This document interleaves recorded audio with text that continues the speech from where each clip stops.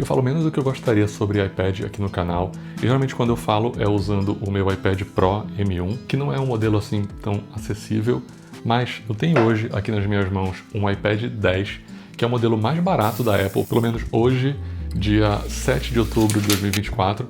Esse modelo foi lançado em outubro de 2022, custa hoje, pelo menos aqui em Portugal, a partir de 450 euros, mas esse aqui eu comprei numa promoção na Vorten por 330. E como um dos meus objetivos aqui no canal é te mostrar opções mais baratas, mas ainda assim competentes e capazes para te ajudar na tua vida ou no teu trabalho, a ideia do vídeo de hoje é fazer uma comparação entre o iPad Pro M1 e o iPad 10 para te ajudar a entender se o iPad mais barato do mercado é suficiente para você ou se vale a pena investir no modelo Pro.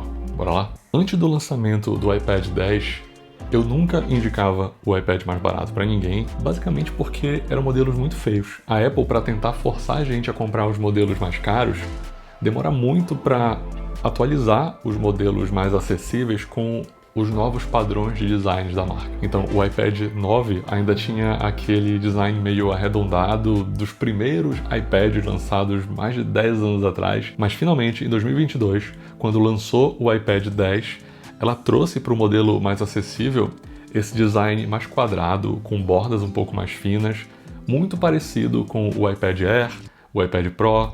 Depois o iPad mini também foi atualizado. E como design é muito importante para mim, eu já falei isso antes no canal, eu gosto de usar ferramentas bonitas e bem feitas para criar coisas bonitas e bem feitas. Eu gosto de usar no meu dia a dia aparelhos que, além de eficientes, sejam bonitos e não deem calo no olho, né? Se comparado com o iPad Pro, as bordas aqui do iPad 10 ainda são um pouquinho mais grossas, mas muito pouco mesmo, não me incomoda, pelo menos. Tem os botões de volume mais ou menos na mesma posição, o botão Power mais ou menos na mesma posição, as caixas de som mais ou menos na mesma posição, tem basicamente a mesma espessura, a tela é só 0.1 polegadas menor. Outra mudança de design que é fácil de notar é aqui atrás na câmera. Enquanto o iPad Pro tem duas câmeras, o iPad Air só tem uma, mas cá entre nós, câmera de iPad é basicamente feita para escanear documentos, né? Eu espero que você não seja dessas pessoas que sai pela rua fotografando e filmando com o iPad. E justamente por não ser um aparelho pensado para fotografia, a qualidade das fotos não é lá essas coisas, mas as fotos do iPad Pro também não são nada boas. Eu também não gosto da qualidade da câmera frontal de nenhum iPad, seja do iPad Pro ou do iPad 10, mas a câmera frontal do iPad 10 tem uma característica que eu achei interessante. A Apple moveu a câmera daqui do centro superior, daqui da borda, para a lateral direita, provavelmente porque eles chegaram à conclusão de que a maioria das pessoas usa o iPad na horizontal. Não é meu caso, eu acho meio estranho usar o iPad assim, geralmente eu uso mesmo na vertical. Só uso na horizontal quando ele está pousado numa mesa. Mas com o iPad nessa posição, a câmera passa a estar centralizada. Então quando você está numa videoconferência, numa videochamada com alguém, você está olhando para o centro da tela e a pessoa te vê num ângulo um pouco mais natural. Enquanto no iPad Pro e todos os iPads antes do iPad 10, a câmera, como vai ficar para o lado quando está na horizontal fazendo uma videoconferência nessa posição, você nunca está centralizado, a câmera está sempre um pouco para o lado, é meio estranho. Então, no geral, essa mudança aqui da câmera centralizada acho que é bem-vinda. Enquanto o iPad Pro tem um ímã aqui na lateral direita para carregar o Apple Pencil, o iPad 10 não tem. Eu vou falar em mais detalhes disso daqui a pouquinho, quando eu começar a falar dos problemas desse aparelho. Vocês provavelmente vão reparar que eu não estou usando um Apple Pencil original nessa imagem. É um Apple Pencil aqui genérico, muito mais barato. Vou colocar o link aqui para ele. E apesar dele simular um Apple Pencil 2, que não funciona no iPad 10, esse aqui funciona em qualquer iPad, é basicamente uma stylus normal, vai funcionar em qualquer aparelho. Enfim, indico muito essa canetinha aqui para quem quer usar uma caneta no iPad, mas não quer investir aquele valor astronômico do Apple Pencil. Como sempre, a bateria é excelente, vai durar o dia todo, todos os iPads têm baterias excelentes, mas vamos falar do que importa, que é desempenho. Eu coloquei o iPad Pro e o iPad Air lado a lado em vários comparativos de desempenho, e em alguns aspectos eu fiquei bem surpreso, porque o iPad M1 usa o mesmo processador do notebook que até um ano e meio atrás eu usava no meu trabalho, no dia a dia, fazendo edições de vídeo e de fotografias de alto nível e alta complexidade para clientes importantes como eBay, Reuters, Diana Ward, enfim, projetos que tinham um nível de complexidade relativamente alto, e ter o mesmo processador num aparelhinho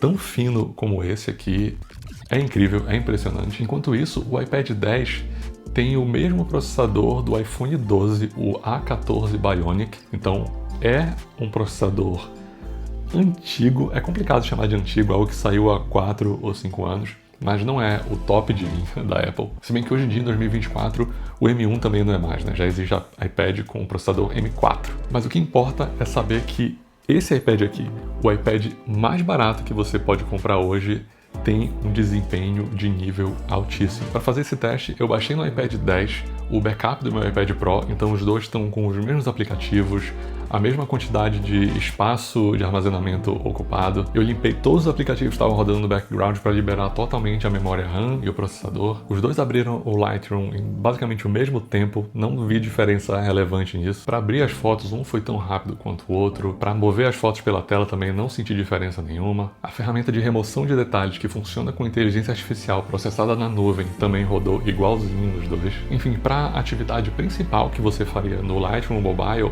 você não vai ver diferença, ou quase não vai ver diferença entre o iPad Pro M1 e o iPad 10.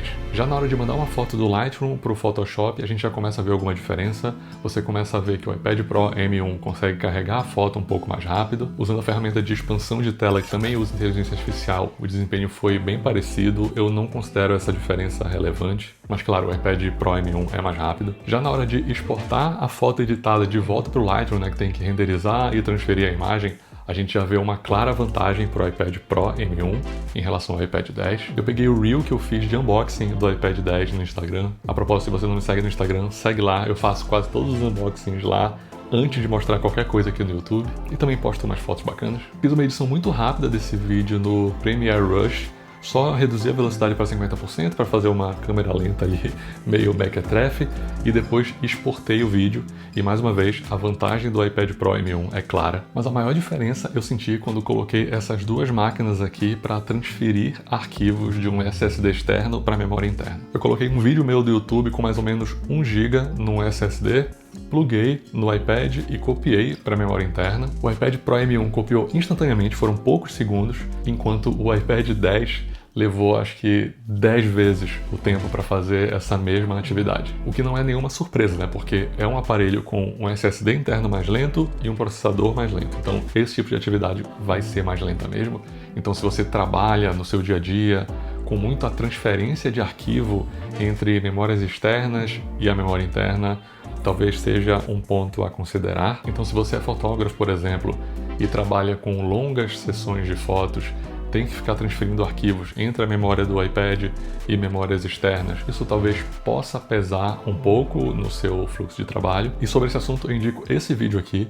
Eu usava antes um iPad Pro que tinha um processador mais antigo do que desse iPad 10 aqui e usei ele como meu único computador por mais ou menos 10 dias. Fiz vários trabalhos de fotografia e vídeo dele e conto nesse vídeo como foi a minha experiência, o que eu achei bom, o que eu achei ruim, se é viável ou não é, vale a pena assistir, porque tudo que eu falo lá sobre aquele modelo do iPad Pro antigo, antes de usar os processadores M1, vale também aqui para o iPad 10. E os dois aparelhos têm telas incríveis. Talvez você veja uma pequena diferença entre o iPad Pro e o iPad 10, porque o meu iPad Pro está com uma película fosca que dá um pouco menos de reflexo.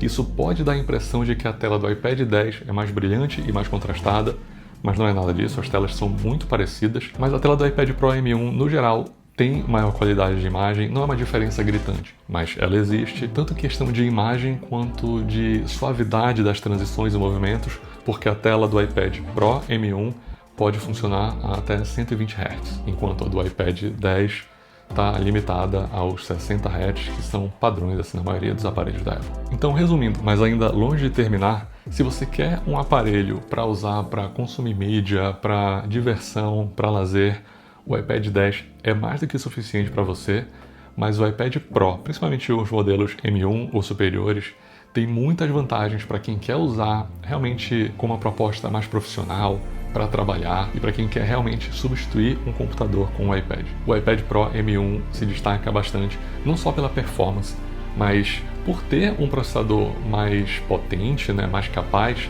A Apple libera nele algumas funções que você não vai encontrar em iPads mais antigos ou até em iPads atuais, como o iPad 10, que não tem os chips M1, M2, M3 e M4. Você pode ligar, por exemplo, o iPad Pro no monitor, num teclado e no mouse externos e usar o monitor do iPad independente do seu segundo monitor, ou seja, realmente trabalhar com duas telas e ter aplicativos diferentes, janelas diferentes em cada uma dessas telas, o que é bem bacana, torna o seu iPad algo realmente muito próximo de um computador de verdade. Por outro lado, o iPad 10, apesar de ser compatível com monitores externos, ele simplesmente espelha a tela do iPad. Então você vai ter a mesma imagem no seu iPad e no seu monitor, o que não é um aproveitamento tão eficiente assim do espaço. Mas ambos os modelos podem trabalhar como sendo uma tela extra, né? Uma segunda tela para o seu Mac, por exemplo, o que é bem bacana. Eu não uso tanto assim, mas é bom saber que essa opção existe para quando eu precisar. A maior decepção que eu tive com esse iPad aqui é que ele não é compatível com os modelos mais recentes do Apple Pencil, né? Que é o Apple Pencil 2 e o Apple Pencil Pro, que foi lançado recentemente. Apesar dele ter o design todo muito parecido com os dos iPads mais novos, esse aparelho aqui só usa o primeiro modelo do Apple Pencil, que foi lançado, eu acho que em 2016, se eu não me engano. Isso é inaceitável, principalmente porque apesar desse aparelho ter sido também atualizado para USB-C, como quase todos os aparelhos da Apple hoje, o Apple Pencil 1, que é o único compatível com ele, ainda carrega por Lightning.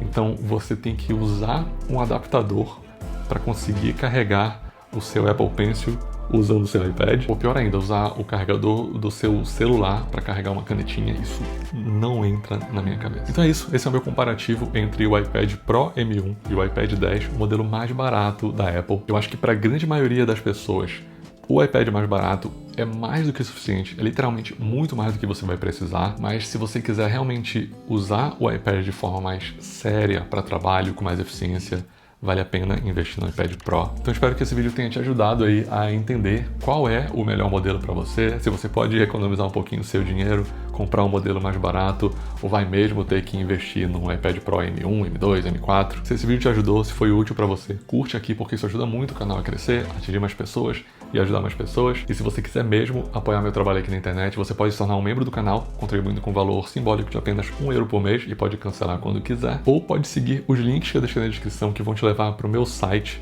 onde você pode comprar meus produtos digitais, meus LUTs, meus presets, minha planilha de cálculo de orçamento com e-book sobre precificação, meu curso de vídeo para fotógrafos, está tudo lá. E consumindo esses produtos, você me ajuda muito no meu objetivo de me dedicar cada vez mais aqui ao YouTube e trazer para vocês cada vez mais conteúdo, cada vez mais qualidade, mais frequência e sempre de graça, beleza? Então, por hoje eu vou ficando por aqui. A gente se fala no próximo. Falou!